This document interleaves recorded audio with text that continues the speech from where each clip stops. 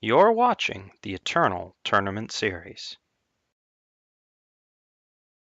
And we're back for the finals. Here it is, the ultimate match here in the Eye of Winter Classic. This is for all the marbles. I am SirRhino, and joining me in the booth to bring this tournament to a close is LocoPojo. You ready for this, Loco? Oh yeah, this is this close to being a full-on 90 card mirror. It is a 75 card mirror, but Tomathor actually had too many Praxis Displacers in his sideboard, so he's only running a 12 card sideboard. Both players have the same cards in their sideboard as in their main board. It is almost an identical mirror match. Yeah. It's not the 90 card mirror, it's not the 75 card mirror, it's the 87 card mirror, and Tomathor wishes he had 3 extra cards in his sideboard. They're one ofs instead of 2 ofs that Patu has on the other end. So, yeah, this is I believe it's a coin toss. So they're just going to toss a coin, and whoever gets heads wins the match. I think that's how we determine this. Wait, no, we're actually going to play out the match. So the best Praxis player will get to flex their muscles here and see what goes down. This is a fun little bookend for this tournament, I think, because when this is the last major tournament that I know of that'll be Omens of the Past and the Empty Throne, as the Dusk Road is coming out shortly. And when Omens of the Past first came out, Praxis was kind of the deck to make a splash in the tournament scene. And it's kind of fun that both the beginning and the end of this story is kind of a circle where, you know, it got pushed out by different decks. It got hated here and there. People innovated things like Big Xenon and Argentport had some decent matchups, but here we are in the finals, and it's Praxis versus Praxis. Saying goodbye to the Praxis lists, and we'll see what comes in next. I, for one, welcome our big Sentinel overlords.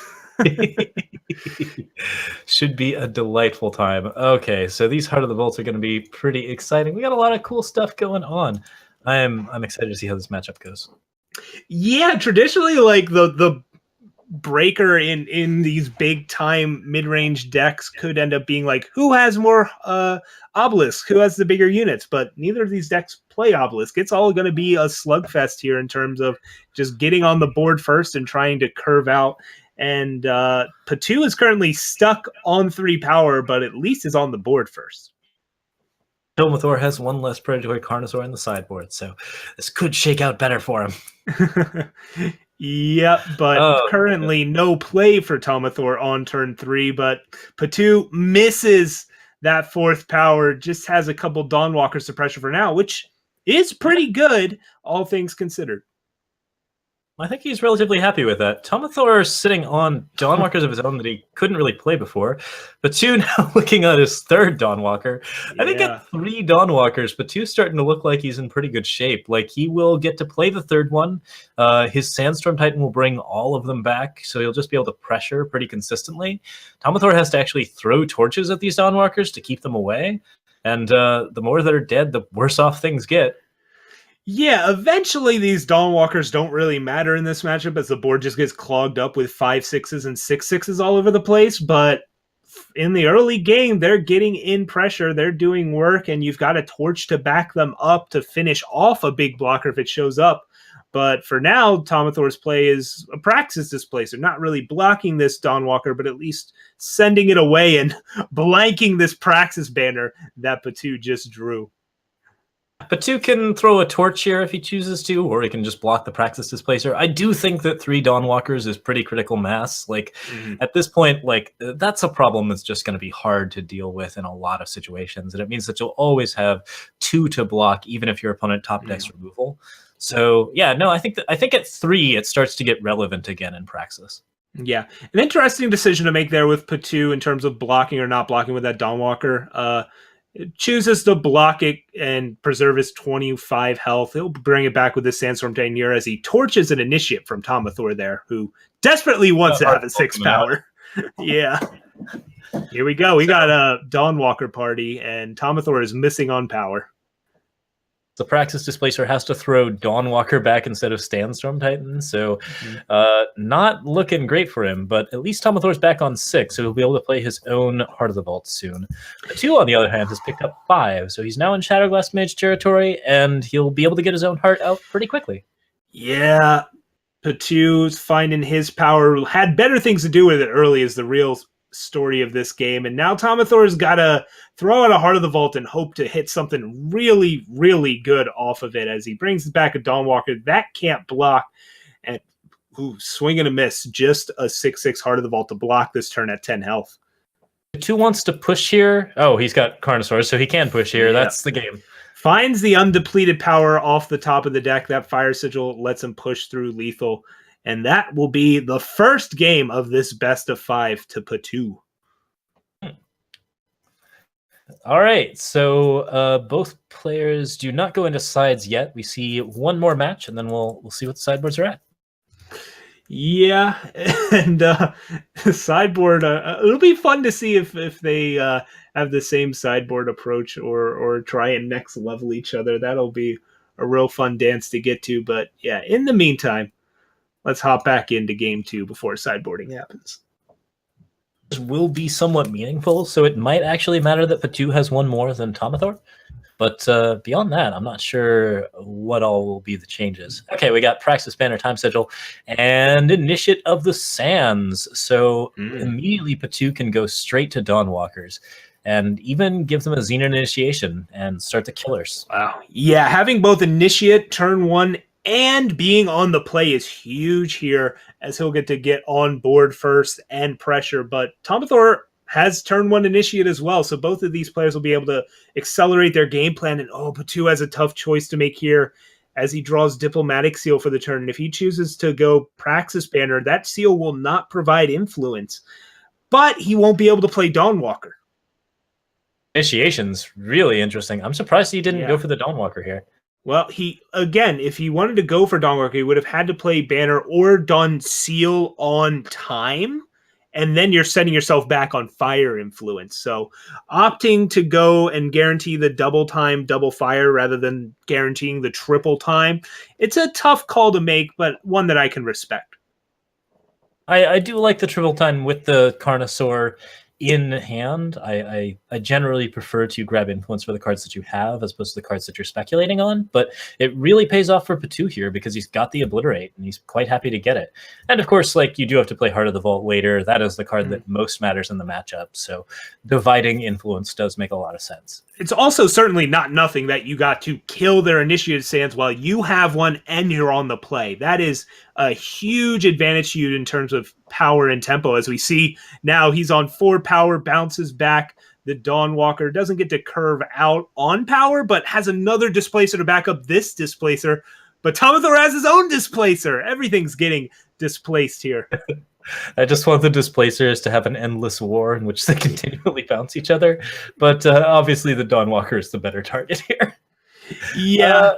So we see Obliterate, Dawnwalker, Predatory Carnosaurs there. I think we're looking pretty good for Patu still. Tomathor is getting close to 6, but he doesn't actually have a 6-drop yet. And with Displacer actually bouncing Displacer, all right, the War of the Displacers is on. We are just seeing each of player like left and right. Placer again, it'll be to bounce the Initiative Sands, I think. Ooh, Killer Dawnwalker gets set up here and takes out a Displacer rather than the Initiate. And Patu's still on 5 power then. In hand, Obliterate into Obliterate. I think that he's won this game. There's no way for this deck to gain life.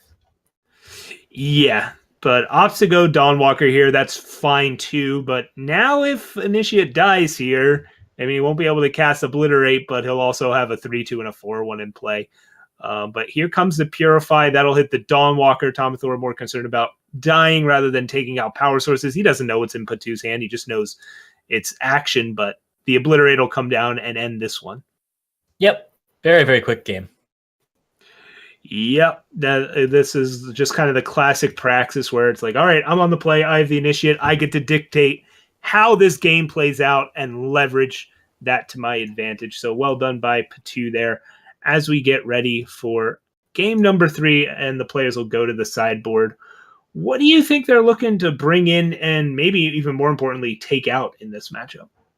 I would have thought that they'd go for Carnosaurs in terms of what kind of things are happening right now.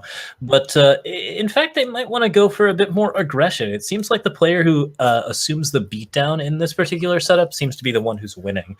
So moving into those Soulfire Drakes, continuing to push Praxis Displacers, and pushing on the Purifies might be the best route.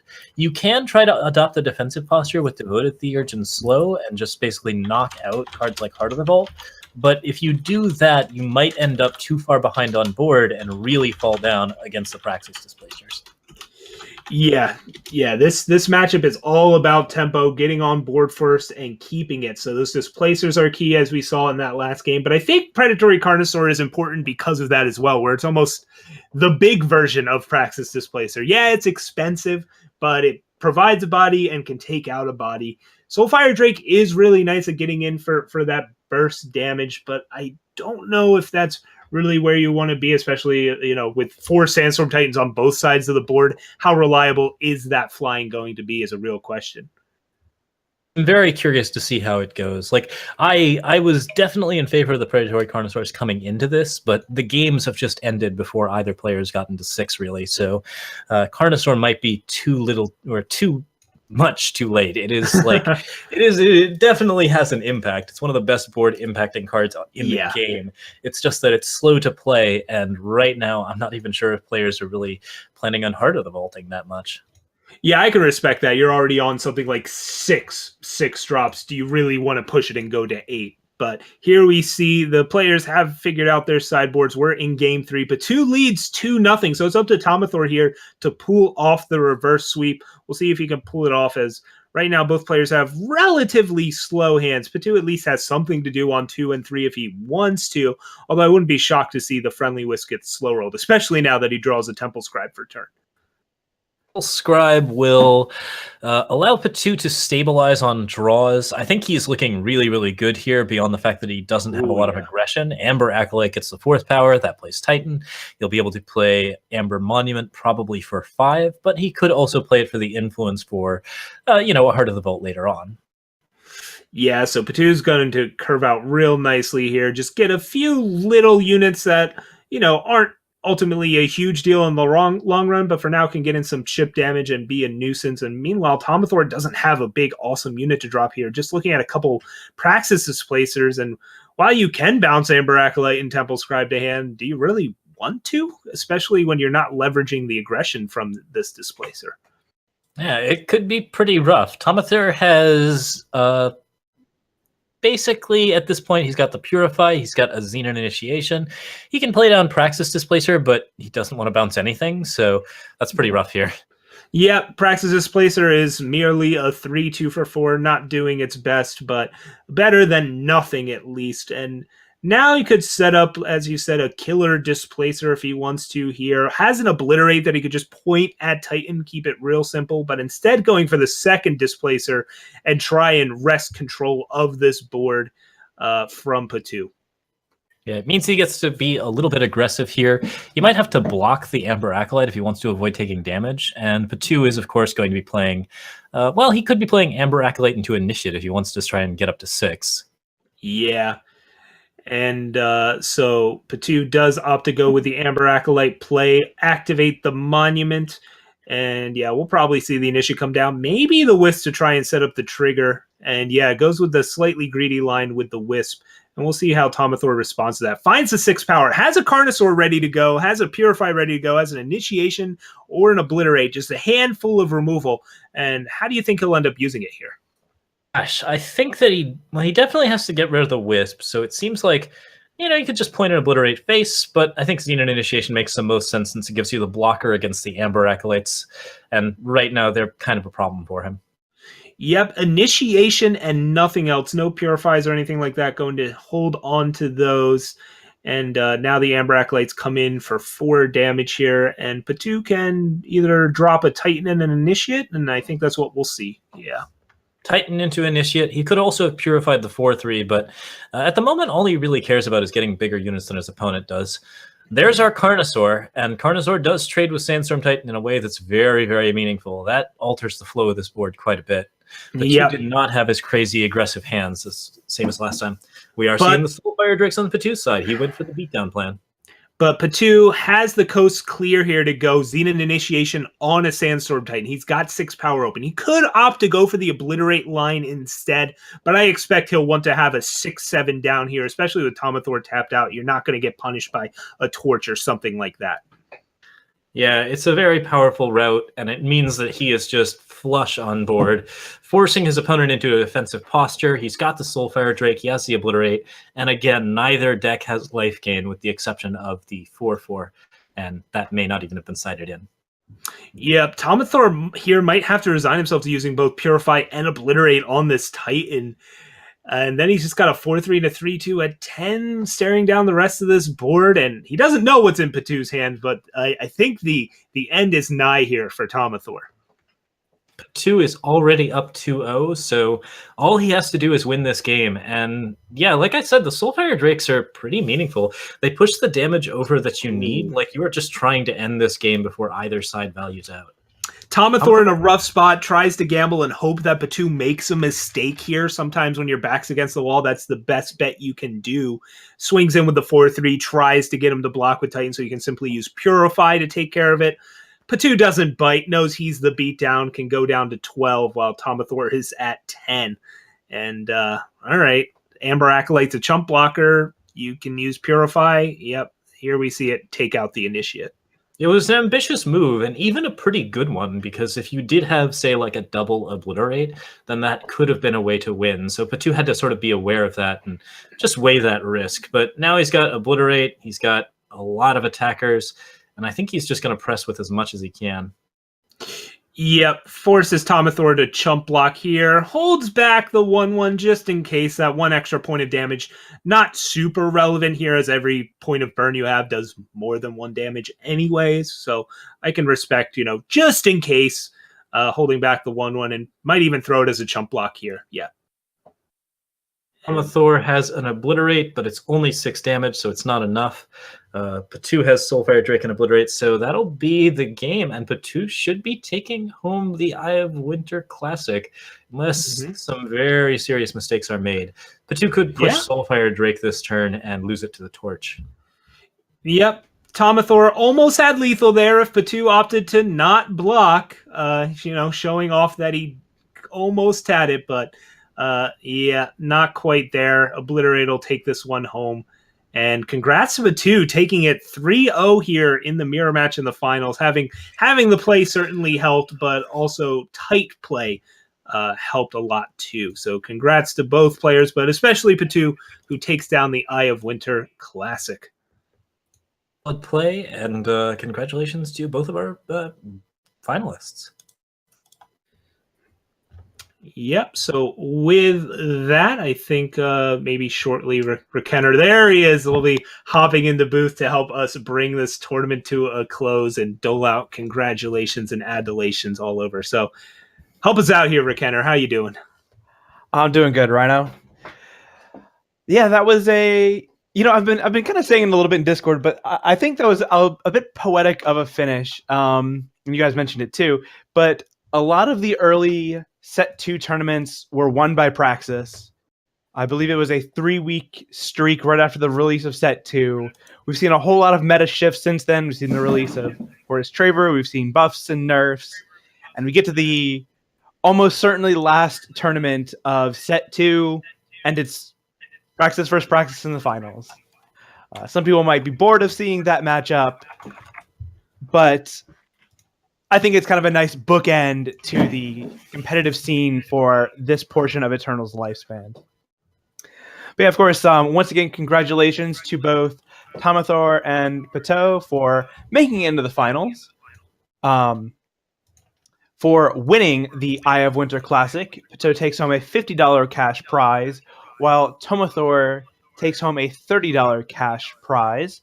Our third and fourth place, Visarius and Goblin Gravy, will be taking home a $15 cash prize, and Rithagar, Matt117, Slepper, and Stixo will all be taking home a $10 cash prize for taking 5th through 8th. So once again, congratulations for all of them making it to the top 8. It was a 7-round Swiss, bit of a long day, but they all played great and made it to the top 8. Next, I would like to thank all of the players and all of the viewers. Some of you may remember this is actually effectively my 1-year anniversary of working for aReNGee Eternal. The Eye of Winter Classic 1 was the first event I helped aReNGee on. And this last year has been fantastic.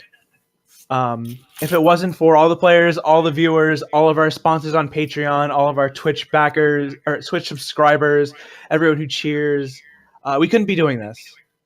Putting this tournament series on and putting the stream on weekly at this point has been great. Special shout out, thanks, of course, to SirRhino and LocoPojo, who are here with me, who basically got me into playing ETS. They got into the game a bit earlier than I did, and watching their streams and YouTube videos of their ETS runs was an inspiration for me to get into playing ETS. And I would also like to thank Miller Tool and Teehee, our producers. Without them, of course, we couldn't be putting on this broadcast. Miller Tool was our original producer, put in a whole ton of work getting things set up. Teehee has joined us since then. He was the one who did the production for today. They've both done amazing, fantastic jobs every time they've come out to produce. Also, thank you to our graphics and co-contributors who make all of our jobs much easier. Specifically, Mengar for his tiebreaker script and deck image creation tool. And thank you to our video editor, Kirby, for his weekly highlights. And for those of you who are in the tournament or checking out tournament chat along the way, a shout out to our newest, maybe staff member for aReNGee Eternal. We're training a backup tournament organizer. Zenorath is his name. For the weeks where I'm gone, we don't have to have aReNGee come in and make a mess of things. I joke.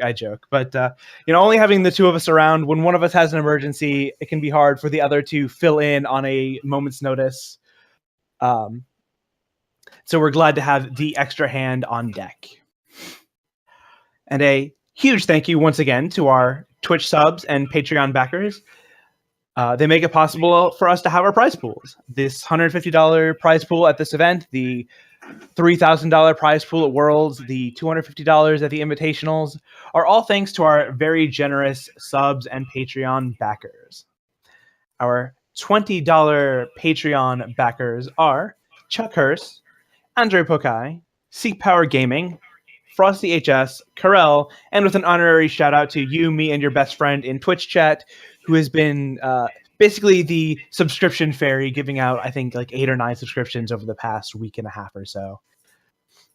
And another special shout out to Kirby and Aphelion, who renewed their sub during today's broadcast. And you can find our Patreon at www.patreon.com/RNG Eternal. And a quick shout out to our casters who were here for the earlier part of the broadcast. That was Counter Bob. He is a caster tryout. If you have any feedback on his casting, if you thought it was great, if you have any constructive criticism, hit us up on Discord to leave some feedback. And one of our regular casters, of course, Mark, aka Chibi Kawaii. He had to go to a party, but he normally streams at twitch.tv/IR-Chibi-Kawaii. It's the letter I_R_Chibi-Kawaii. And he streams Eternal, and he's been recently streaming a playthrough of Kingdom Hearts. Whew. And finally, thank you to our current 2 casters, LocoPojo and SirRhino. Rhino, do you have anything to say? Yeah, just would like to, again, congratulate all the players that played today. They put on a great show, making my job pretty easy here up in the casting booth. It's always a pleasure to hang out and support the tournament scene. And, sometimes I'll throw down in the tournaments as well. But I certainly have a great time here in the booth. So other than that, if you liked my commentary and you want to check out more of what I do, I stream every day on Twitch TV. I have my own channel, SirRhino. And, don't leave criticism just for our new casters. If you have compliments or criticisms that you want to send my way, you can either message me or anybody here on RNG Eternal. Give them feedback, positive or negative. I'd love to hear it, as I want to keep getting better at this. So again, pleasure as always. And I guess I'll hand it off over to LocoPojo, let him say his piece as well, as it's always a great time in the booth with him too. You can find me at Twitch TV/LocoPojo. I stream Monday to Friday with Wednesdays off. And we sometimes stream on weekends too with all sorts of other games like PUBG or Oxygen Not Included, or just whatever we really feel like. I am also on YouTube as LocoPojo. We have a new spoiler up on Invoke the Waystones. So if you haven't seen the breakdown for that, then that's up. And also, you can contact me on Discord if you want to leave feedback or find out more. So yeah, thank you guys so much for watching, and I'll throw it back to Rick Henner. All right. Well, that is the last event we're going to run for the year. We had the sealed tournament last weekend and the iWinner Classic today, but next up will actually be our first week of the Team League as our next ETS broadcast, which will be on January 7th. That is actually, I believe we are still working in progress if we're actually going to do any broadcasting of that event. So I spoke a little bit too soon. But the next event we will 100% certainly be broadcasting will be the first ETS of next year, which will be our new season, and for almost certainly set 3. And that will be the Saturday of January 13th. Lights Out Ace will be doing his regular broadcasts on Wednesdays, Thursdays, and Sundays, although, of course, he may have some time off for the Christmas holidays and New Year holidays. He'll let you guys know about that, but he should be streaming this Sunday, so tomorrow. So come check him out. As has been mentioned earlier, we got partner. Check out our great new emotes. Spam him in Ace's chat.